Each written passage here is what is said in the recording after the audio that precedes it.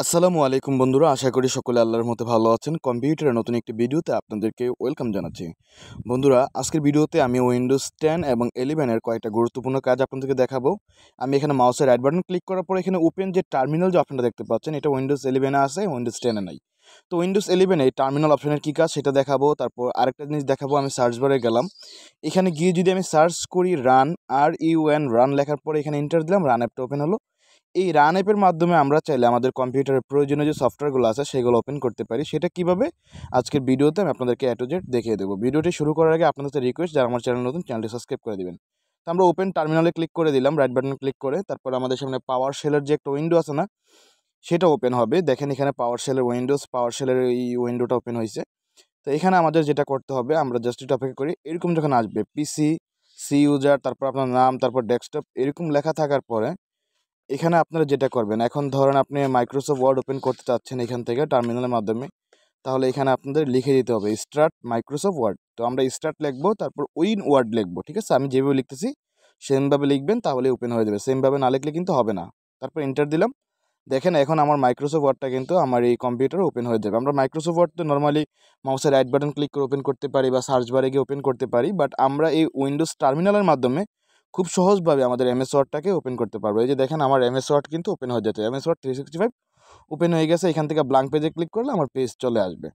তো এখন আমি এটা ক্লোজ করে দেবো। এখান থেকে যে চলে আসলো পেজ, আমি এখান থেকে এটা ক্লোজ করে দিচ্ছি, ক্লোজ করে দিলাম। এখন ধরুন আমার এক্সেল ওপেন করা দরকার, সেমভাবে আমাদেরকে এখানে লিখতে হবে স্টার্ট।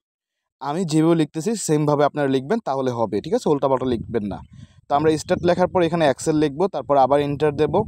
এন্টার দিলে এখন মাইক্রোসফট এক্সেল যেই ওয়ার্কবুকটা আছে এটা আমাদের সামনে ওপেন হয়ে যাবে। এই যে ব্ল্যাঙ্ক ওয়ার্কবুকে ক্লিক করে দিলে আমার একটা ব্ল্যাঙ্ক ওয়ার্কবুক এখানে ইনসার্ট হয়ে যাবে। আমি ক্লোজ করে দিলাম।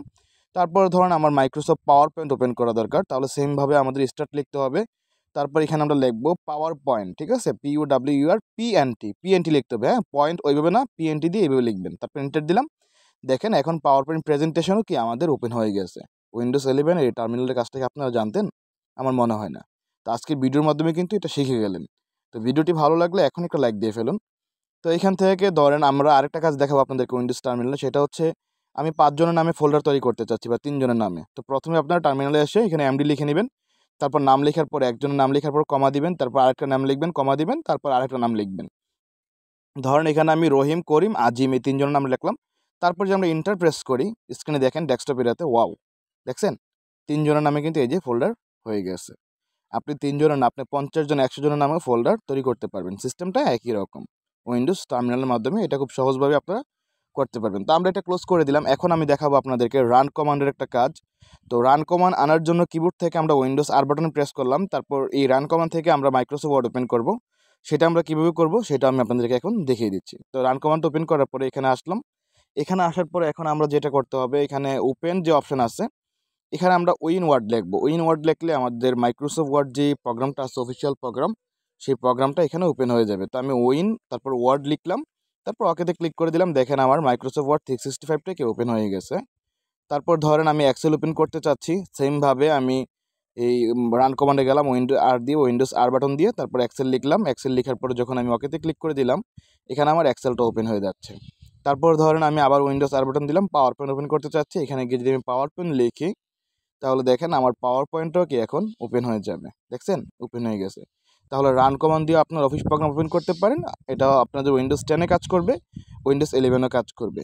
আর উইন্ডোজ 11-এ আপনারা চাইলে উইন্ডোজ টার্মিনালের মাধ্যমে ওপেন করতে পারেন, সেটা ভালো। তো এখানে দেখতে পাচ্ছেন আমি যখন ওপেন করতেছি এরকম একটা ইন্টারফেস শো করতেছে। এরকম আসতেছে না। আমি যখনই মাইক্রোসফট ওয়ার্ড বা এক্সেল বা পাওয়ার পয়েন্ট ওপেন করতেছি, আমি আরেকবার দেখাচ্ছি আপনাদেরকে। আমি এখান থেকে পাওয়ার পয়েন্ট লিখে ওকে দিলাম। এই যে একটা ইন্টারফেস আমার সামনে আসলো, ব্ল্যাঙ্ক প্রেজেন্টেশন আসতেছে না, এরকম একটা ইন্টারফেস আসতেছে। আপনারা চাইলে এটাকে অফ করে দিতে পারবেন। তার জন্য অপশনে যাবেন, অপশনে যাওয়ার পর জেনারেল থাকা অবস্থায় মাউসটাকে একটু নিচের দিকে ঘুরিয়ে একটু নিচে আসবেন। নিচে একটা অপশন আছে, যেটা অফ করে দিলেই আপনার এই উইন্ডোটা আর আসবে না। এই যে এই অপশনটা স্টার্ট, এই যে অপশনটা দেখতে পাচ্ছেন অ্যাপ্লিকেশন, এটাকে আমরা অফ করে দেবো। ওকেতে ক্লিক করে দেবো, আমরা ক্লোজ করে দিলাম। এখন যদি আমরা পাওয়ার পয়েন্ট ওপেন করি, দেখেন এখন ব্ল্যাঙ্ক প্রেজেন্টেশনে আমাকে নিয়ে যাবে। এখন কিন্তু ওইটা আর আসে নাই। তাহলে এই ছিল কাজ, এই ছিল ভিডিওটি। যদি ভিডিওটি ভালো লাগে আপনাদের, অবশ্যই আমার চ্যানেলটি আপনারা সাবস্ক্রাইব করে দিবেন। ইনশাআল্লাহ এই চ্যানেলে আপনারা কম্পিউটার রিলেটেড অনেক ভিডিও পাবেন, যেগুলো দেখে আপনারা অনেক এক্সপার্ট হয়ে যাবেন। তো সবাই ভালো থাকবেন। আজকে এই পর্যন্ত। আল্লাহ হাফেজ। আসসালামু আলাইকুম।